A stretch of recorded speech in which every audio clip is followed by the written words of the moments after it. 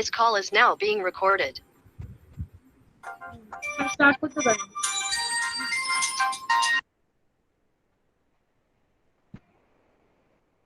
অনুপদা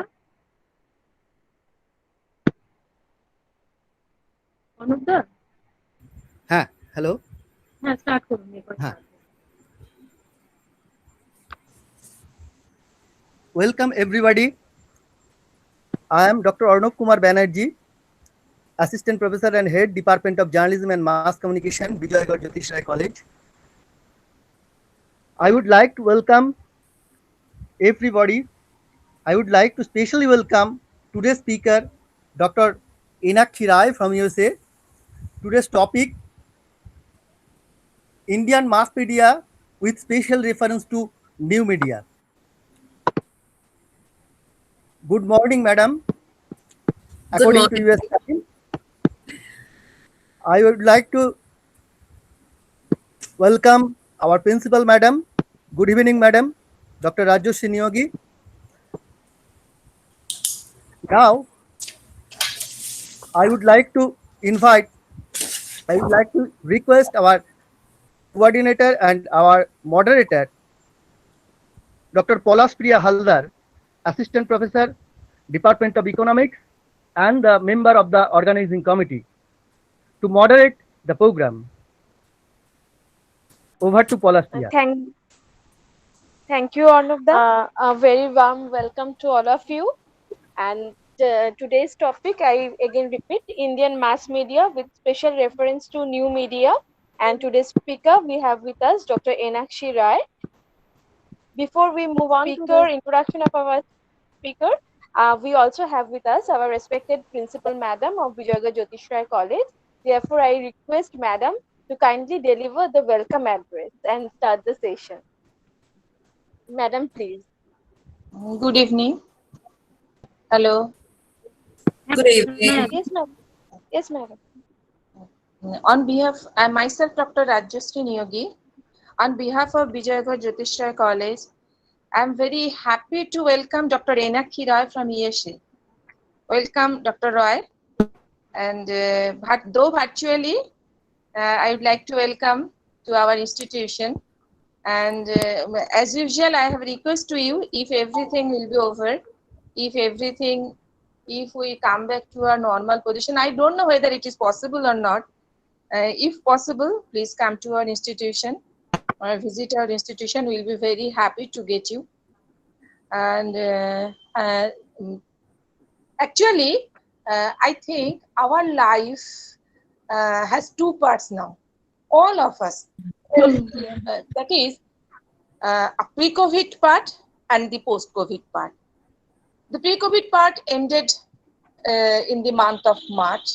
Now our life has started in the era of post-COVID situation. And the world is changing very fast. Our life is changing very fast. And modes of instruction, modes of education, social behavior, interaction, media, everything is changing very fast. So we are also changing ourselves very fast. And when our life getting standstill during April and May, from June onwards, we, the teachers, are trying to restore our academic life as far as possible through this online platform. In this way, we are organizing many webinars. Mostly they are related to COVID situation. Sometimes we are trying to address the impact of COVID on economy, impact of COVID on society. Many informations related to COVID, sometimes to reduce the problem of superstition, sometimes research informations related to vaccination and social and some behavior, how to combat COVID. Many aspects we are trying to address by organizing webinars. So in this way, the Department of Journalism, in collaboration with IQAC, have organized today's webinar to address the situation, but in other words, to discuss the new mass media. As we know that media has a great role in our life, especially when we are forced to stay at home or longer period. So we are very much dependent on media, both public as well as social media. And I have seen that the media has both, as usual, both have negative effect and positive effect as well. But we cannot avoid media. Every sphere of our life, media is playing a great role nowadays. So how it has become changed, how we are changing, how media is changing, it is a matter of important discussion.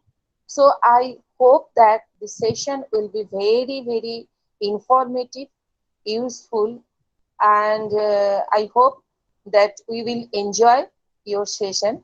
And once again, on behalf of Vijaygarh Jyotish College, I would like to welcome all the participants, my dear colleagues, my dear organizers, and also today's respectable speaker, Dr. Enakshi. Thank you. Stay safe. Thank you so much, Dr. Niyogi, for that kind introduction and really setting up the topic for our today's conversation, our discussion. I'd also like to thank a few people first who, who helped me reach this platform. I'd of course like to thank Dr. Banerjee who invited me into this forum.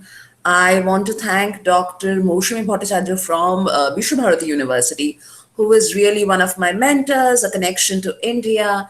And I also know my aunt, who is a professor in Maheshwala College, Dr. Shuchandra Bhattacharya, who has joined in as well. She is actually the first person, the first woman who I know who got a PhD. And I remember I used to go with her to Vishwabharati. Well, my grandparents also used to stay there, but I used to go to her when she would go and visit her advisor.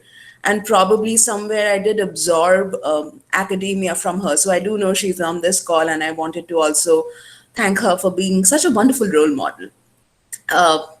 So without further ado, let's all start talking about, like Dr. Niyogi very correctly pointed out, I think we are living in a pre-corona, post-corona, kind of what we're calling it, before corona, after corona, the BC era.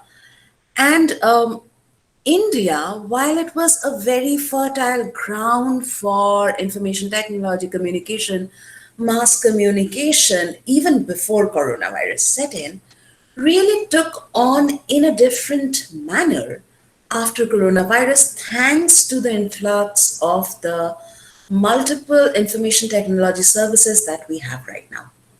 Having said that, when we compare mass media in India with a lot of other countries, a lot of regional trends that we observe in different countries, somehow for the first time, while it happened in a very unfortunate way, we are kind of also seeing how the world came together in terms of communicating, in terms of mass media. And that is perhaps an effect of pandemic. So right now I'm sitting here in the US, and as weird as it sounds, US right now is the most dangerous country to be in the world. We have lost as many as 150,000, so which is like 1.5 lakh people to go with. And we are seeing, we're actually not seeing a dip in the number of cases. So it's just a bad time to be in US in terms of, physically, in terms of mental health, in terms of morally. However, we are still seeing that it is the media, it is the personal connections that we can still maintain with people that is somehow keeping us afloat. So the kind of things that I want to address today in my today's talk is, first of all, talking about the media consumption pattern that has somewhat changed a little because of COVID. I also want to talk about how our new medium, like, we have this famous quote from Marshall McLuhan, which is the medium is the message.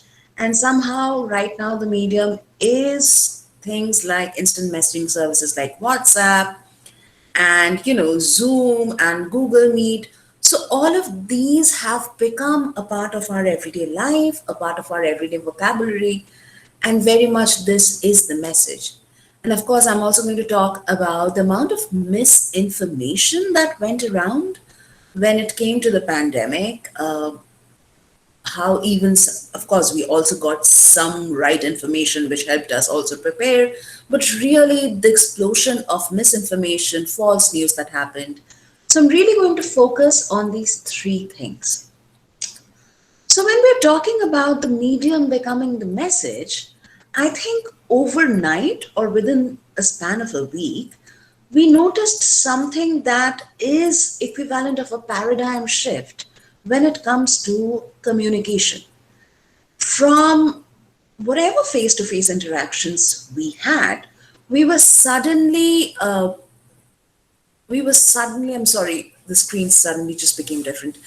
We were suddenly confined within the four walls of our house, where we were expected to communicate via technology and teleporting versus face-to-face interactions. Now, perhaps students here who are joining us today, who are here right now, teenagers, they were perhaps, used to it. They were perhaps just always on their phone.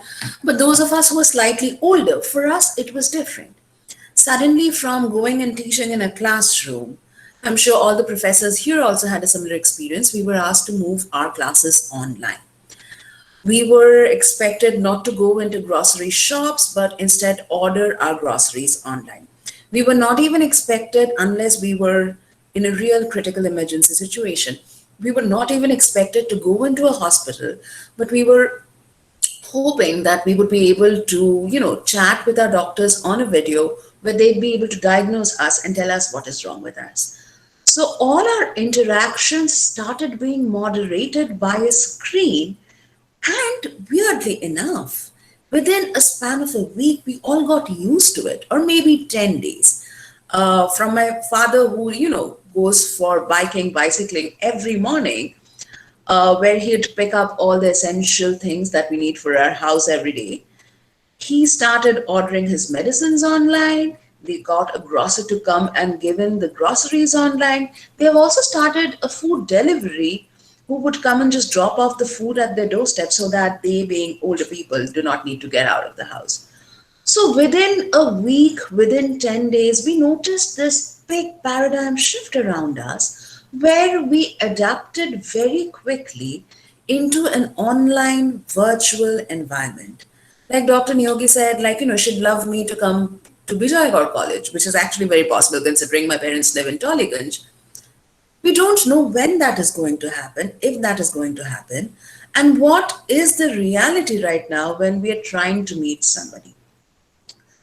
So this is the world we live in, where our interactions have become limited, at the same time enhanced by online technologies.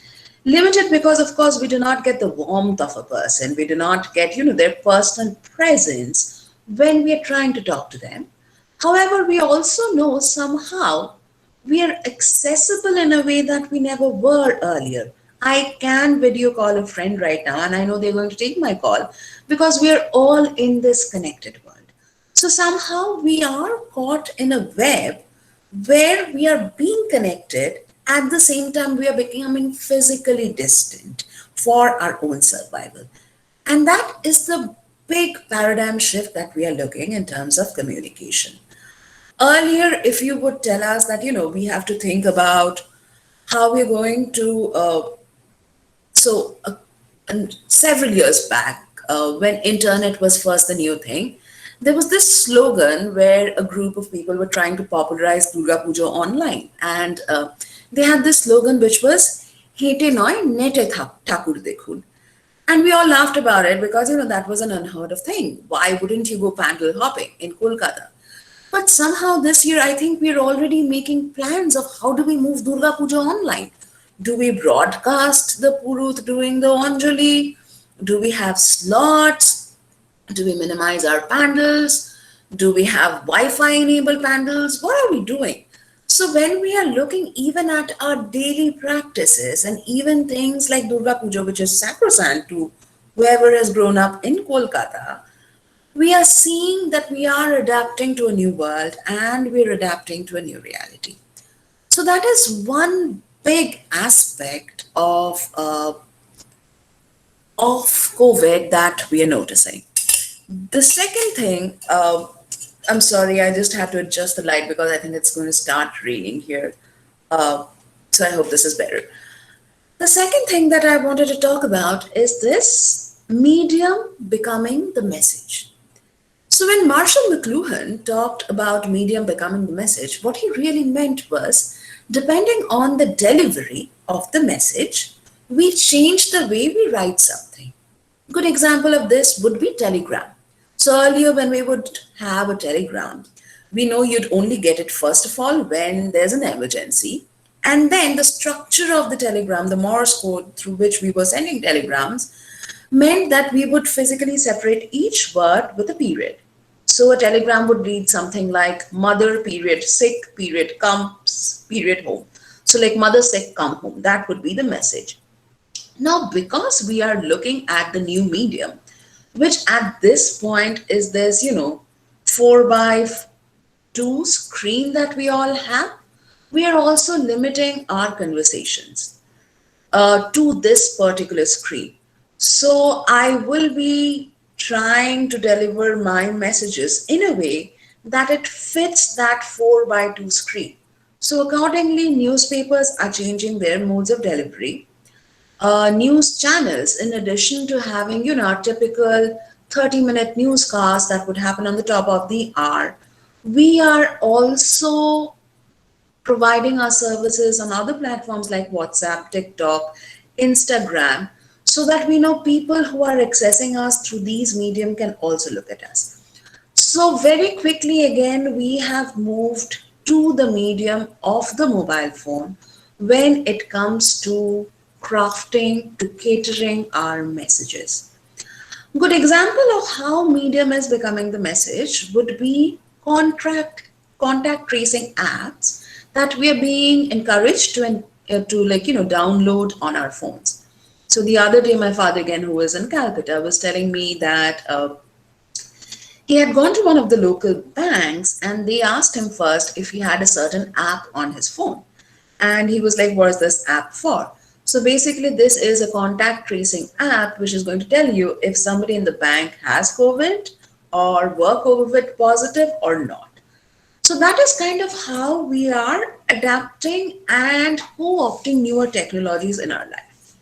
So a couple of months, if somebody told me, I would be providing medical information like these online to a shared portal, I'd be terrified because I'd be like, no, why would I want people to know I'm sick? However, now I'm almost thinking of that as a safety device. Just like I'm wearing a mask, just like I'm sanitizing my hands, I'm also thinking about why not? Why not put my information in this shared database that will help people just understand a little better who around them may be infected and protect themselves. So that is how the medium is becoming the message. Other ways in which medium is becoming the message, things that I have noticed, of course, other than, online classes, webinars, we are also noticing a whole group of people who probably had a hobby or something that they used to do at home. They're kind of trying to experiment with this talent they had and trying to move it online. I have a friend who is kind of doing something that's like, in a way, online babysitting, but she stays at home and she reads out stories to kids who join her online. Similarly, we have people who are teaching you how to cook, how to clean your house, how to make your house prettier. So there is all sorts of information that we are presenting online. The interesting thing about this is we are still seeing digital divide play out in an online environment. So as most of you know, and who are, who have a background of communication and media, the digital divide is often this term that we use to show the differences between the people who have the means of communication, have access to communication, especially in the context of internet, a stable broadband, a screen-enabled device, and the people who do not have access to it.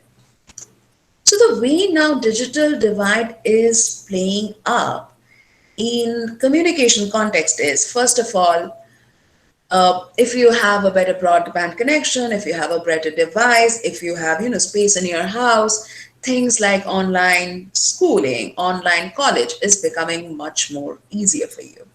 However, in the same context, we are seeing, and there have been these news that have come out of, North Bengal, several parts of Bengal, where students, when they started realizing how they are at a disadvantage and their families cannot afford smartphones, they have committed suicide. So this is another way where medium is the message, where we're expecting everybody to co-opt into an online environment, is also playing out this digital divide in a very stark way, where we are seeing the difference between the haves and the have-nots. And unfortunately, it is the have-nots who are still paying the price for it. In US, a trend that we noticed is a lot of the people who were first infected by coronavirus were people who now we are terming them as essential workers or frontline workers.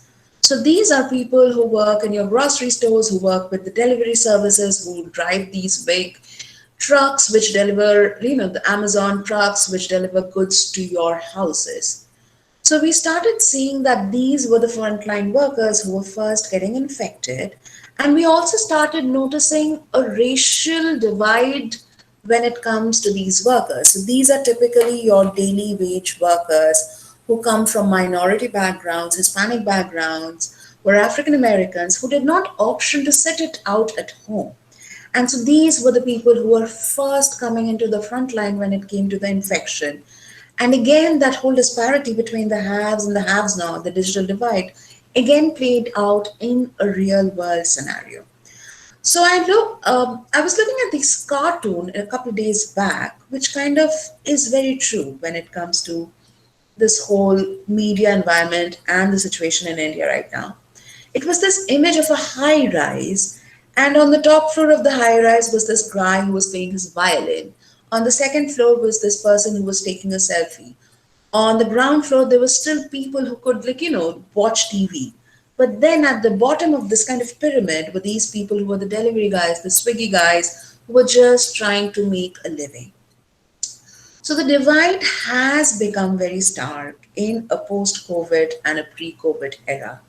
And not having the means of communication is kind of hampering also your ability to make a living right now.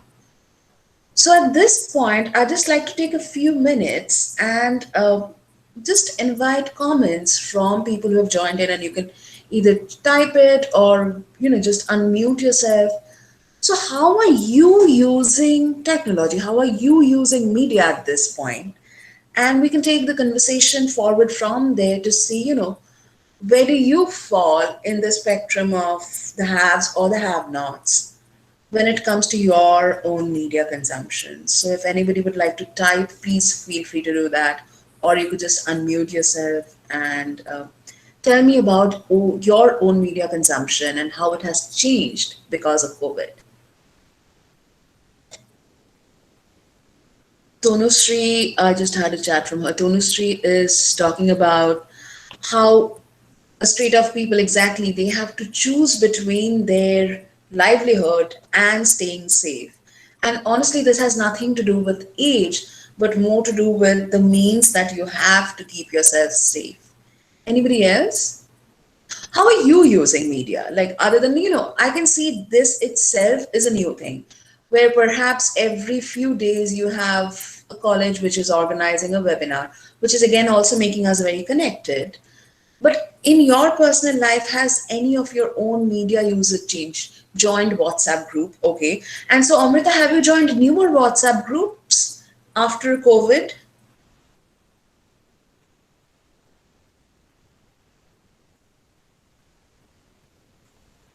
So, of course, we're joining WhatsApp group. Another phenomenal increase that we started seeing was social networking sites, yes, have had an imminent rise. And In fact, Google Meet is actually a rebranding of Google Hangout, which was already there, but they kind of changed their technology to right now we have 104 people joined in this conversation. And this is something that is like an added feature. From earlier being able to, only connect 4 people on a conference call, we now have the ability to have 105 people streaming live, and that in itself is quite a group communication that we are accommodating. So of course that is there. College library newspaper has turned into a free PDF paper. Okay, that is great because we again started moving something that was only physically available to a few people online. Deblina is talking about how our lives have become so dependent on media, where along with developing healthy habits, we have also, and I think what Deblina is pointing out is because we are so connected and we are having, these home office sort of situations, we are having to think a lot more about our digital habits, where like, are we going to cut off our consumption, our digital consumption after 6 in the evening? Or what do you do in situations like this when I'm in a different country and I can only talk to you at your night? So there is that whole paradox going on. Like, does it mean that working from a home office means you're working all the time? So that is there. Devastuti is talking again about how much we're using Zoom and Google Meets. Robert is talking about video calling and how much we are dependent on video calling, especially in context of lockdown. E-commerce, yes, of course, has become a new normal. And like I was saying that, earlier we would still have to think about people with means resorting to e-commerce, but now it's really becoming like survival. Unless you're managing to put your wares online, you're probably not even going to have customers. So that has happened very quickly. Rajesh is talking about it once again, joining is many things like Google Classroom, WebEx. Exactly, I didn't even know there were as many platforms to do like these con calls on a mass basis. But now I think I have like 5 kinds of these online con call services that we have to now subscribe to depending on which service is somebody available on. That like again, Rikta is also pointing out the same thing. Yashojini is talking about, the privileged people and essential online services. Exactly. Moshumidi, and Moshumidi again, who has a brilliant work, like her entire postdoctoral work is on consumption in rural Bengal about technology services. Her observations are very is, getting more dependent on e-commerce connected to students. I think also we're kind of breaking that student teacher barrier. Like this morning, after I'm done with the webinar, I'm actually going to have a call with my student. And earlier, these were much more limited. Like I wouldn't want a student to call me at my house, but now I'm okay because I know that is the only way somebody can reach me.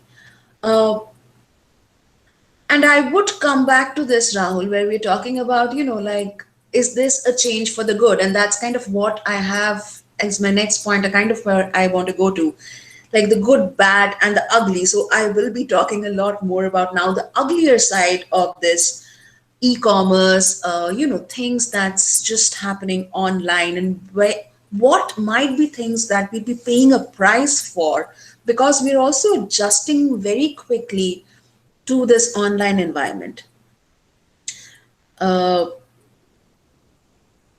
People who were not attached to its social life, like vendors. Exactly. We have even our local, the Shobjir Gadi wala. They would come down and like close to your apartment house and give you a call and ask you to come and pick up things. So again, people are just getting connected in a different way, and a lot of it is about survival.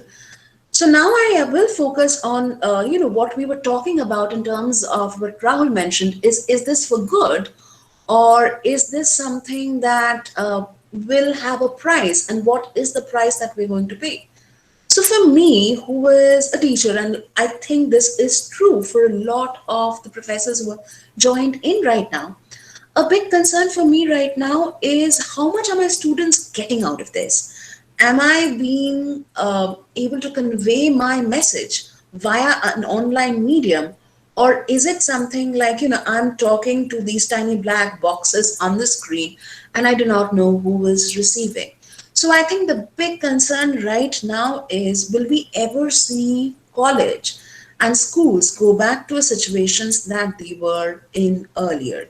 And that is going to be our biggest struggle, because surprisingly, a lot of people will just adjust to this online environment and not want to go back to a real world. So there is that part of it. So that is definitely one price that we are likely going to pay, is we will eliminate, if not eliminate, we will take out personal contact, personal equations, our chemistry that we had with students from this equation for some time at least, because we want to be physically safe. The other ugly thing that we're talking about, and this was very much prevalent even before we were hit by COVID, but again, it kind of reared a very ugly head as far as information is the pandemic of misinformation, the amount of false information that is going around. Uh, a couple of weeks back, my father, again, who was in Calcutta, sends me a message and he gives me the name of a homeopathic medicine. And he's like, have this. This is the best antidote for coronavirus. And I'm like, and how did you know about it? And he's like, the doctors in Italy have come up with it. And it was also around the time Italy and the aging population of Italy was doing very badly. And I'm like, how come they're not administering that to their own population? So we saw this sudden burst of, misinformation when it comes to medicine, how to keep your immunity strong. How can you resort to several home remedies and not get corona? So that was just one part of the misinformation pandemic. The other part of the misinformation pandemic was unfortunately guided by things like statistics and numbers, which we now see are being taken out of a context very quickly, and somebody is just writing it, or just talking about it without any real instances, data to back it up. So we saw one aspect of misinformation was, have this particular medicine which had no effect whatsoever, but how do you prevent yourself from the pandemic? The second aspect of the misinformation was things that sound legitimate, might like numbers, those are being used to again scare people, or gain some advantage out of it. So that was there. The third thing that again is related to misinformation is, because now we are seeing so many things happening online, e-commerce, non-profits trying to raise money, we started noticing that there is also a lot of fraud going on about the transfer of money. And this is once again where the digital divide comes in. But this time we're noticing the digital divide not so much in terms of access to technology, but this is where our aging or our geriatric population comes in, who are perhaps not so aware of understanding what's a fraud going around and what's a real cause. So we started noticing this pattern once again when it came to misinformation. It was perhaps the elderly population which was falling prey more to these false news versus a younger population like teenagers and college students who are much more media literate at this time and can discern fake news versus real news. So that is the other thing that we started noticing. The other, now I would want to specifically focus on a couple of other things, which is media consumption in India, or rather the media usage in India when it comes to new media, and specifically the pandemic. So, right after the lockdown was announced, the first week or 10 days, we all started noticing these images that were mainly coming out of North India, Delhi, where hordes and hordes of migrant laborers were trying to leave the capital and head back to their own cities. What we also started noticing for the first time is these news wasn't really only being covered by the news channels, but we started again seeing a lot more of these posts via social media. And so these are the true instances when we started noticing that the migrant laborers were becoming their own chroniclers of their journey. We were seeing people who were walking for miles and miles, but they were still capturing pictures of how they were being given water by some people, where all food shelters were available. And in a way, these migrant laborers were kind of also organizing their own supply pipeline when it came to their travel back home. However, we also started noticing right after TikTok was banned, a lot of people who were making money by making these videos suddenly lost their source of employment. So we noticed because of this pandemic, we had a group of people who were perhaps not earlier using social media started talking about their journey, but again within a few days. And things really happened very quickly in these last 3 or 4 months during COVID, where people started leaving or people started also losing their employment because they were dependent on social media. So social media has really been the game changer.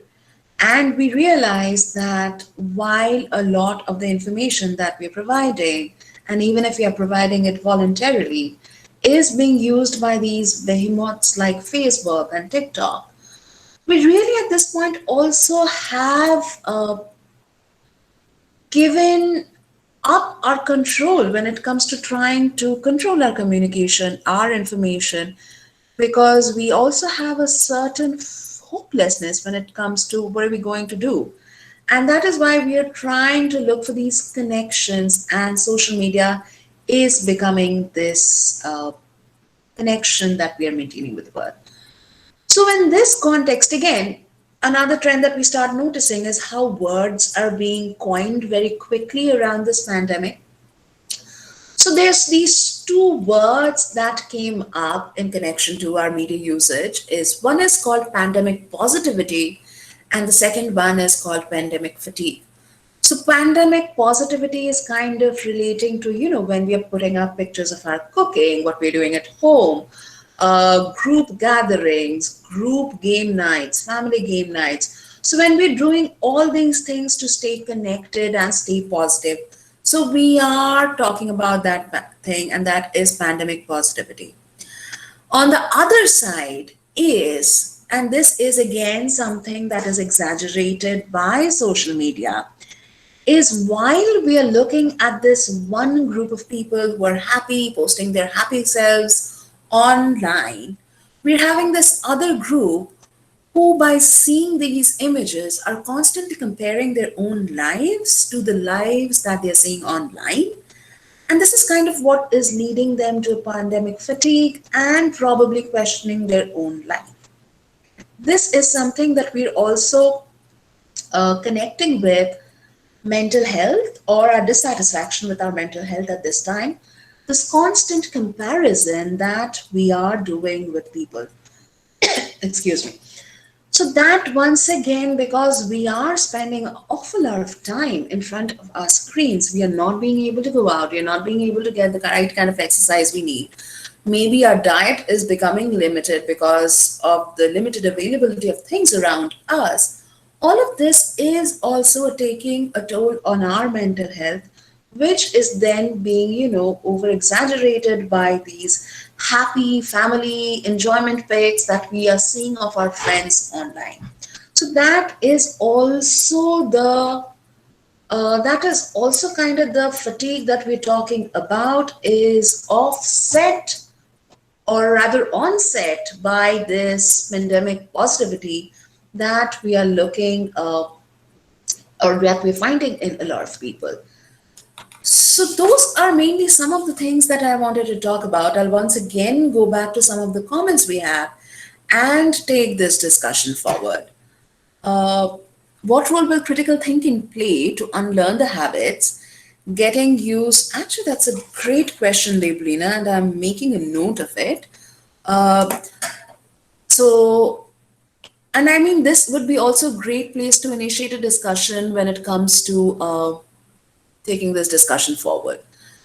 So Neil has said that addition to village teacher, right, of course, this is a great point that you're making, Neil, is how digital divide is adding more to the rural-urban divide at this point, where village teachers teach us from a lot of rural areas. And weirdly enough, this is not just India, that is happening here in the United States too. Schools that are in rural areas are facing similar problems. Teachers are facing similar problems.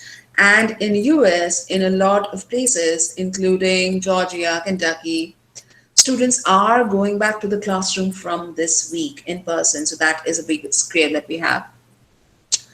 Uh, yes, there is two sides to the coin, of course. So Devlina's question was, what role will critical thinking play to unlearn the habits, getting used to the digital mode of working, and again relearn going back to work? Um, I think so. One of the biggest examples that came to my mind is when we all first went into the lockdown or limited movement. Um, this whole Foucauldian idea of the Panopticon, or a more popular example or pop culture example is, remember the TV show Big Boss, where we would see these participants stay in this house and constantly fight. Well, some of it is for TRP, but also constantly fight because they are in that situation where they just have to live together. So when the first time lockdown started, I was reminded of this Foucauldian idea of the panopticon, where you behave differently because somebody is watching you. And in this case, the people who are watching you maybe are your family members who are now spending 24 hours with you, which was not happening earlier, as well as people who are watching you online through some vicarious means like these cameras on your laptops. So I think, as from a critical thinking perspective, what we need to remember is we are in this limited panopticon situation, and therefore we are acting differently. And we would be again acting differently if we are going out. As far as digital habits are concerned, there is this professor, his name is Chris Newport, whose digital habits I follow a lot. So he believes in protecting your brain from unnecessary digital aggressions, which is, being online all the time, being on screen all the time. And so I would encourage some of you to actually look up his work on how do you protect yourself from a constant barrage of digital communication. So I think consciously maintaining habits is going to become very important. If we are to live in an extended period of home office, we have to set boundaries for ourselves and for others, just like we would work in an office for 8 to 9 hours, and not, or at least try not to bring work home. We need to do that even for our home office situations. As far as going back to earlier work, what I feel is, right now I know a lot more about my colleagues than I need to. And sometimes it can be good, sometimes it can be bad. But I think with time we will get back to our normal life. I don't know when that's going to happen, but yes, it is going to take somewhat of an effort, but we never know. Just like we adjusted to this online environment very quickly, once again, when we go back to things, maybe we will adjust to the, our old self as we know it very quickly. Pratishtha is saying that, early being a student, we were unable to spend much time on seminars due to the venue timings. And of course, there was a cost attached to it. But right now, webinars are becoming very important. I think that's a very, very good observation, is again, the idea of access. Like right now, I am doing this webinar from another country. It's not that I couldn't do it earlier, but earlier it was never a necessity. Now it is. And again, that is a great idea. Yashojini is talking about panopticon reminds us of the visibility power, and the people who are endowed with the visibility are also in a position of authority. Exactly. So who is being seen? And this is again with the whole idea of panopticon in social media. Who is being seen? Are they the influencers? Then how are they going to influence you? Are you always being the whole George Orwellian idea of being the big brother watching you sort of a thing. I think all these things that we earlier talked about theoretically is playing out in lifetime and lifetime very quickly, where we are becoming these unwitting subjects or respondents to an experiment. So that is so true.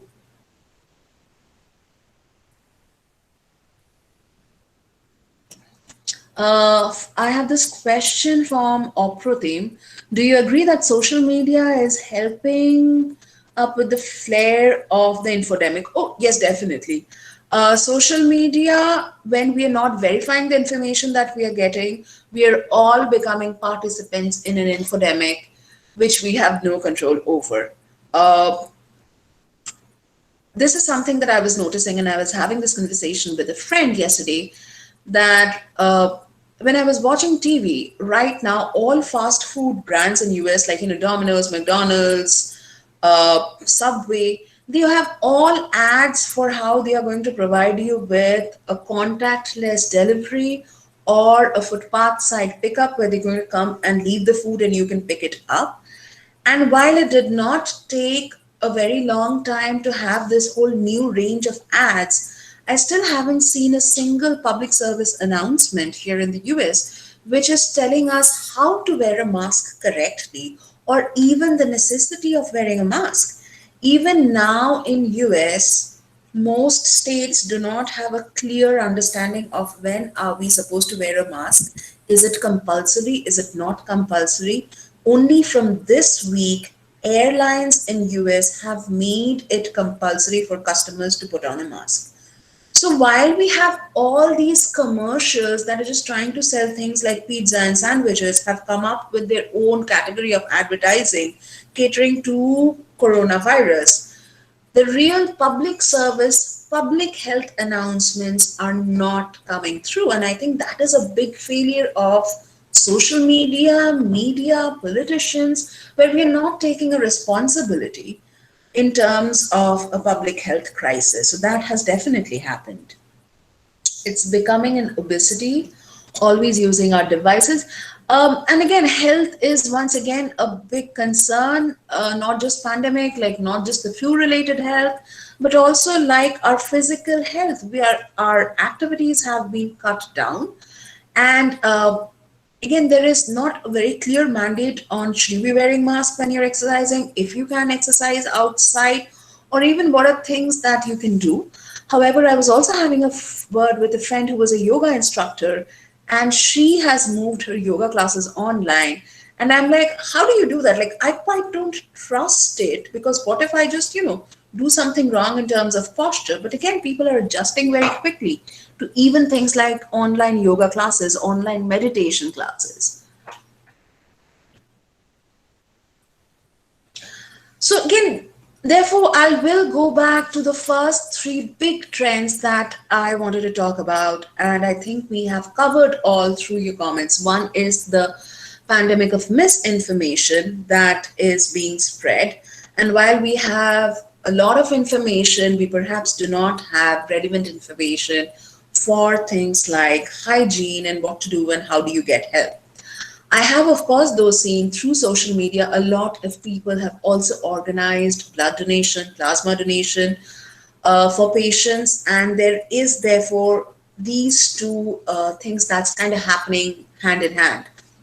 While we have a lot of misinformation, there are people who are trying to genuinely use this medium for good. The second thing, once again, is the media consumption pattern, when we do not separate our screen time anymore from what we were seeing earlier, and we just, always online, and that is our consumption pattern.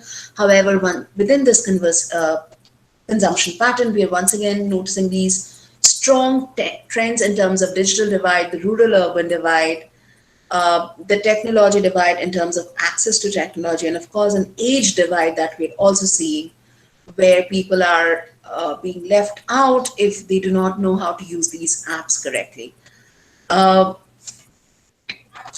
And of course, we did talk about how medium is the message. I'll once again go back to some of the comments Oprotheme is saying most of the adverts are also talking about how we can boost your immunity with their products. Weirdly enough, that is not a category here in the US at all. Nobody's talking about immunity, which also shows that, how regional or, culture affects even when it comes to health communication. India is always a country that has focused a lot on immunity, especially through using home remedies. Like, we have remedies like if it is spring, we have something like neem pata bhaja, which is supposed to be this bitters which help you build your immunity. So I think immunity, like you're pointing out, Oprotheme is a thing that is being promoted in India, is not being promoted at all here in US, and I think that is definitely a very cultural thing that you've caught on to. Robert is saying there is not only is there a confusion regarding how to wear a mask and where to wear it, it is also a confusion how to wear the mask exactly, like mask hygiene. Uh, and somehow US has been really lacking when it comes to talking about these public awareness efforts when it comes to what is a real hygiene. Uh, Debulina once again is pointing out we all have concepts embedded deep in our minds. Will conceptual blending help us deal with the situation to come up with novel ideas, or it might pose a threat? I think what we're going to notice, and again, this is a personal opinion, is the conceptual blending. Not right now, maybe because we are in the middle of it, and at this time we're just adapting, adjusting to whatever is coming our way. But I think once we're done with this, once we take a step back, that's when we will understand the real impact. Something like, let's say, 9/11. We did not understand the impact of 9/11 on minorities across the world till a couple of years later. So I think that is something that is going to happen with COVID too, where we would only understand the conceptual or the theoretical basis of this pandemic a few years later when we start really analyzing the data that emerged out of this pandemic uh, from a slightly neutral perspective. So that is there. So this is kind of where I'd want to stop and take your questions, or anything that you'd like to talk about. We have time, so feel free to shoot your questions, or you can just unmute yourself and ask your questions. Anything that you have noticed. Thank you, Enakshi ma'am, for your kind words and your explanation. And we will be moving on to our question and answer round. And for that, I would like to request Bokul. Bokul, are you here? Bokul? Yes, I'm here. Uh, Yes, I'm okay, here. so I would like to request Bokul to continue with the session of question and answer. And prior to that, I'd like to add on that Dr. Enakshi Roy is with us, who is an assistant professor in the Department of Mass Communication, Towson University, USA, and her doctoral research is on analysis of Google, Facebook, and Twitter transparency reports. She has also worked as a journalist and radio producer in New Delhi, and she also has a vast experience in strategic communication and campaign management. She has a keen research interest on information and communication technology and journalism and media in India. Madam, we are really it was a very beneficial speech that you gave, and it was really interesting for all of us. And I hope that all of our students has also enjoyed your explanation and your lecture. So now I'd like to request Bokul to continue with the question and answer session. You're welcome. I think once Thank you, Palashpriya. kind introduction once again. Thank you, Palashpriya. And once again, thanks a lot, ma'am, for your beautiful speech. And I'd like to request all the participants, if you would like to ask any question to ma'am, please unmute your mic and you can ask her directly. Or else, if you can feel free to post your comments on chat box. Yes. Yes, there is a question for us in chat box, ma'am. That is Yes, Maitri Mitra. Maitri's question, which is, how do we increase our fact-checking efforts? So, one thing that we all have to remember at this point is, and I am that person for my family WhatsApp groups, is sometimes you do have to take the onus on yourself. And even if you become a person who's not liked a whole lot because you're pointing out the falsities, you have to take that onus and just do it. Like, if you see something that is obviously silly, maybe just saying, is this right, is a good idea. There are also options like WhatsApp has the feature where you can send them a tip and they are going to tell you if it's true or not. So maybe using that, there are sites like boom.in which do a lot of fact checking. But I really think for us, like, the people who are right now in this webinar, I think we all have a certain level of media literacy already. So when we are seeing something that just obviously doesn't sound right, just Googling and looking if it is right or wrong. While that is not an added step we'd be able to do with every piece of information we see, if it is something that we know we are going to use in our day-to-day life, we should be checking it. And I think a special emphasis should be given to forwards, where we should at least take on the responsibility of checking if something is correct or not before we blindly forward it to somebody. If it is coming from us, we know we created it. But if we haven't created it and if we are forwarding it to people, that's a space we definitely need to be checking. Thank you, ma'am. Any more questions from our participant, please? Feel free to ask. Yes, we have another more question that is from Devashree Dashgupta. Okay. Can I share my own perspective on the digital divide in the Indian scenario? So one has to remember, I think so if we are talking about digital divide in the Indian scenario, something that I always want to remind myself and students with who I talk about internationally, in India especially, when we started out with Doordarshan, when we started out with AIR, our goal was public broadcasting. We had not just public broadcasting, really the key feature of that was developmental broadcasting, where we had specific programs that would help bridge the rural-urban divide.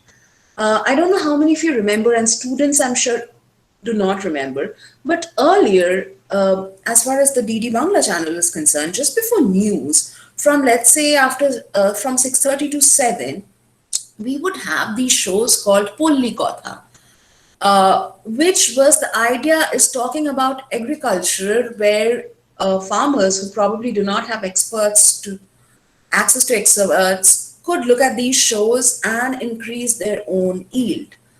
So there was a conscious effort on the part of the government to bridge the rural-urban divide through developmental broadcasting. Somehow that goal of developmental broadcasting, especially when it came to radio, was gone from 1990 onwards, when we started seeing the privatization of radio. And community radio, while it is still there, perhaps community radio is actually still very relevant, but it's not gaining or getting as much focus and support as it should, because these are your channels of bridging the digital divide. So we have to think really, or go back to our core of developmental broadcasting, developmental communication, and only then can we think about bridging the digital divide. Now, digital divide, of course, like I was mentioning, it isn't only now fueled by access, but we are seeing also a huge digital divide in terms of age, and that's kind of where our geriatric population comes in. When it comes to geriatric populations who still have access, I do think we have to think about digital classes for senior citizens who do not understand technology as intuitively as a teenager. So that is definitely there. And these are just like the things that from the top of my head I can think, especially about the Indian scenario. And I do know I have professors here in this forum who have worked much more with digital divide, like Dr. Moshun Bhattacharya, who would be probably much more equipped to give this answer because she is an expert in this field. Uh, the difference between theoretical access and effective access and any opinion to bridge that. I think, yeah, we just covered that. Yoshojini, hers is not a question. The discussion remind me of Guy Debord's conception of a spectacle. And absolutely, that has happened like so much. And social media creating prototypes of such spectacles, and they form our world, even though they are surreal. And I think this is also where, this whole word that we now have, like we have created a verb out of this word, which is Instagramification. I think Instagram has taken our visual voyeurism to a new level where we are only there to just look at pictures and look at spectacles. And with each spectacle, we as audience, subtly we start picking on the idea of a spectacle where we see if one of our posts has gotten 6 likes and the other has gotten 60 likes, even without understanding media or anything, we just have an inbuilt metric now, and our next post is more likely to mimic the one that got the 60 likes because that's how we all want adoration and adulation. So that is definitely there. From Iman, we have the question, how about the false information all over media regarding sensitive elements like vaccine? So, and not just vaccine, and I will point out another thing here. In the beginning and even now, there's a whole lot of people who truly believe that this is a virus that was lab made in China. And you talk to any genetic expert, any genetic scientist, and they will tell you how it's not possible. So I think we have somehow, as a media organization or people who understand media, we have to take some responsibility for getting to this point where we could not pass on the right information. The same thing goes with vaccine. It's not something that can be developed overnight. We need to explain the public also the processes of the trials of a vaccine, that it needs to go through 3 or 4 stages before we get into the mass production stage. We cannot eliminate things like, control groups. And even if there is an emergency, we cannot do what we did with, the Tuskegee trial of drugs is very famous. We still talk about the Tuskegee trial in our institutional research when we have to get our approvals, that we also have to minimize harm. And just because we are in a rush to develop a vaccine doesn't mean we can throw away our checks and balances. So that is definitely there. And again, I think we as media disseminators really have to take some responsibility of that failure here. Any other questions? Again, I request all of participants, feel free to unmute your mic and you can ask the question directly to ma'am, else you can write in the chat box. Any more question, please?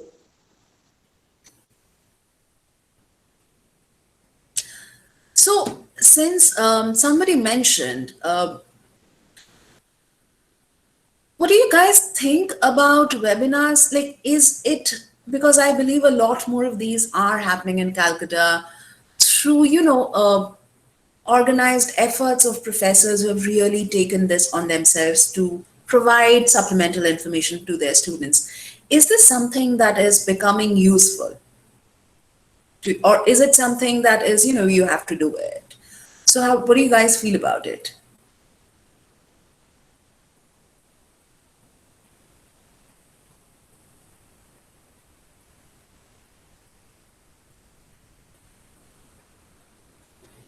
Like, how do you think the webinar is helping you? Because I think for us who are also coming on as speakers, if we get a little feedback on what kind of information are you looking at, is a PowerPoint going to be more helpful That's going to be really also helpful for us. Um, Ma'am, can I say something? Oh, yes, of course. Will you please also send your Uh, name because I don't know who's speaking. Maybe. Ma'am, my name is Kasi Sarfaraz. I'm from journalism of I'm a journalism student from Vijaygarh College. Okay. Ma'am, before the lockdown ever happened, I never knew nothing about the webinars. But after they came, I realized one thing that it somehow regained our will to study. Meaning, we're waking up, we're looking at our phones, we are eating, we are drinking, drinking water, basically, and then falling asleep. When the webinar was first announced, when we first joined it, it created a change. I know that some people doesn't like the webinars because they want to rest, they think it's too much. But I want to say that webinar is something it changed a view. It expressed that we can still be together. So now then, let me reframe the question. Do you think these webinars, since we talked a lot about digital divide today, do you think these webinars are actually helping bridge a digital divide uh, in your respective educational situation?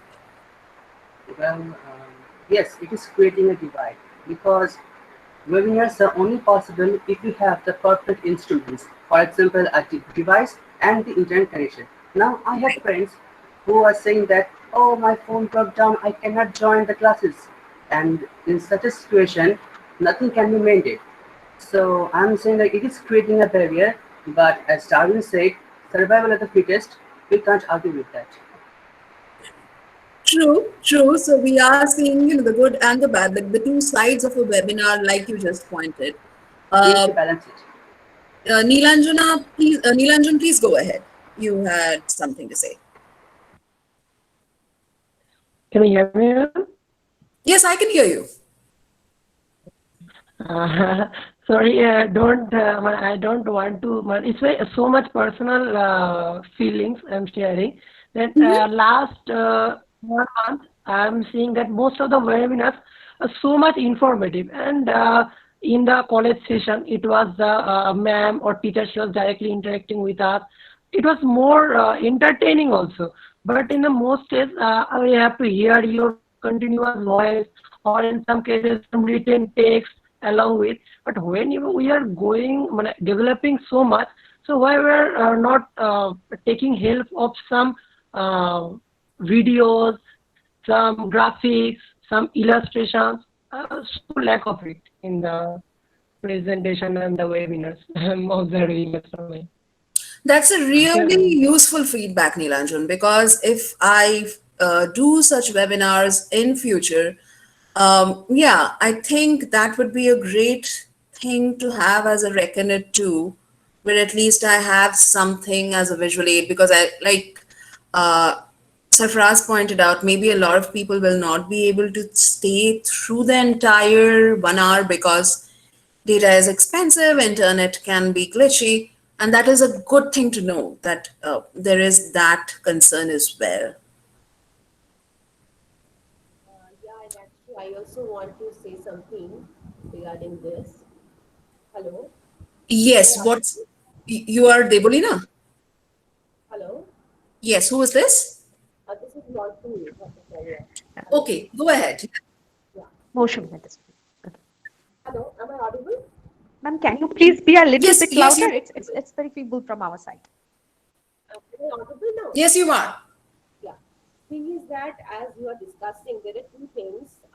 In Shantiniketan, when we are taking online classes or organizing webinars and all, basically there are two things we are watching. Like a few of our students, they are not being able to join, and at the same time they are being more frustrated. There is a mental issues going on everywhere. So everywhere, like people are frustrated, people are depressed and all. So this is something which is happening, which actually we have to be careful about. And I'm sorry to say one thing.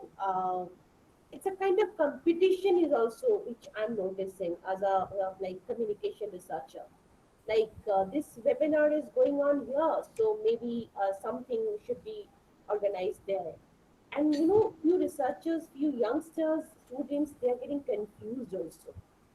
So maybe we all have to think about it. All have to think about it. It's not nothing about competition.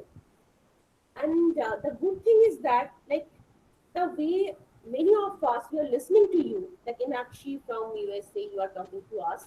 Initially, we could have done that earlier also in a different way, but now we are being forced to. So in a way, Right. it's a positive thing. It's a positive, of course.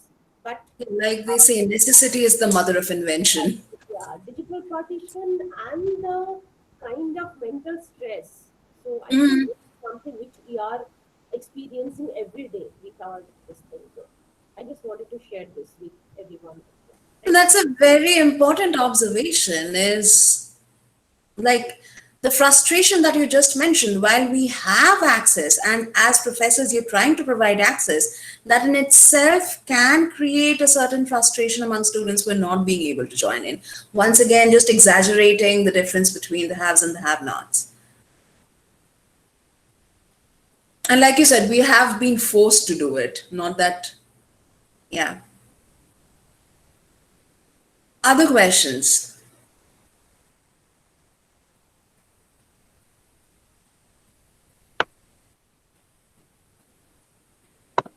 Uh, I think since we are running short of time, if there is no more question, then we will be ending the session.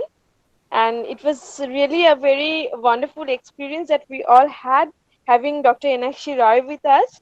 And we hope that we will be having her in near future also. And thanks, ma'am, for giving us your valuable time and sharing your experience and explanation with our students. And thank you once again. And thanks, Bokul, for conducting the question answer session also. Now, I would like to request I would like to request Shunandi Chaudhuri. Shunandida, are you here? Yes, I am here. To kindly give the vote of thanks. Okay, thank you, madam. Uh, Actually, it was our great opportunity to listen Dr. Enakshi Roy, Assistant Professor, Department of Mass Communication, Towson University, USA. It was very wonderful and important information about Indian mass media with relevant references to new media mainly during this new normal situation, present scenario of pandemic situation. Thank you, madam, for your resourceful speech.